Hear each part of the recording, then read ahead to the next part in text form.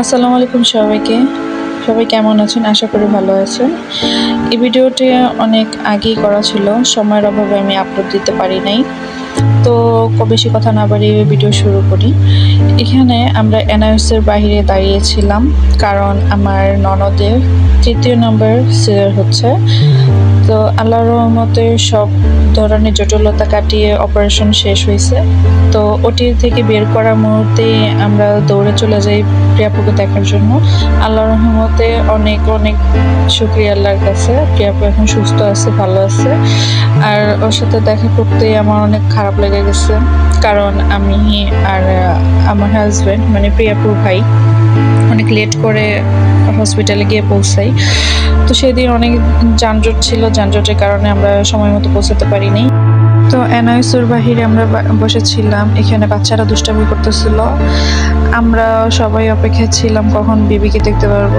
তো বেবিকে বের করার সঙ্গে সঙ্গে এনআইসিউতে নিয়ে যাওয়া হয়, আমাদেরকে দেখতে দেওয়া হয় নাই, কারণ বেবির একটু ঠান্ডা ছিল। তো অবশেষে আমি একটু রিকোয়েস্ট করে এনআইসিউতে ঢুকি বেবিকে দেখার জন্য। তো এই হলো বেবির কন্ডিশন। আল্লাহর রহমতে বেবি এখন অনেকটাই সুস্থ আছে।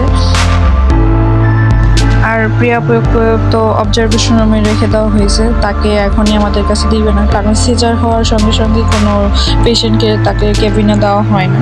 তো আমরা আর বাহির অপেক্ষা না করে কেবিনে চলে যাই। এখানে বাচ্চাদেরকে দুপুরে লাঞ্চ করাই, আমরাও নিজেরা লাঞ্চ করে নিই। তো আমার ভালো লাগতেছিল না, আমি একটু প্রিয়াপুকে অনেক মিস করছিলাম, তাই বাহিরে চলে আসছি। এখানে ব্যালকনিতে দাঁড়িয়ে বাহিরের পরিবেশটা ভিডিও করে নিয়েছিলাম।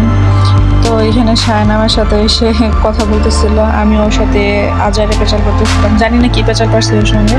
যাই হোক, যেমনই হোক, আল্লাহর মতো এখন প্রিয়াপু আর প্রিয়াপুর বেবি দুজনই অনেক সুস্থ আছে, ভালো আছে আলহামদুলিল্লাহ। সবাই ওদের জন্য দোয়া করবেন। আর এটা হলো ঢাকা উত্তরা লুবানা হসপিটাল। তো আশেপাশে যারা আছেন এখানে এসে অবশ্যই ট্রিটমেন্ট করবেন, কারণ আমার এখানে অল ওভার সব ধরনের সার্ভিস ভালো লেগেছে।